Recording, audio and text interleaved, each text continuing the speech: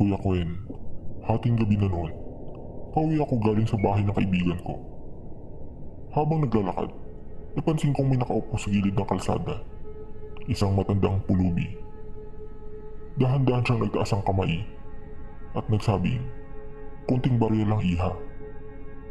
Hindi ko siya pinansin at nagmamadali akong lumakad. Ilang hakbang lang, may narinig akong yapak sa likod. Mabigat. Mabagal. Para may sumusunod sa akin.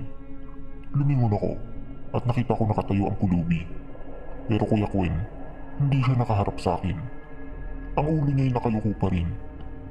Pero ang bibig niya ay nakangiti ng malapad. Napasigaw ako at tumakbo.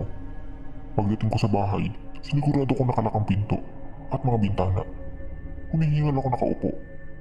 Pero Kuya Kwen, pagharap ko sa salamin sa sala, nakita ko madumi ang kamay na may nakasapaw sa balikat ko. At sa likod ko, nandun siya, nakangiti. At mahina niyang binulong, "Hindi ka pa nagbibigay."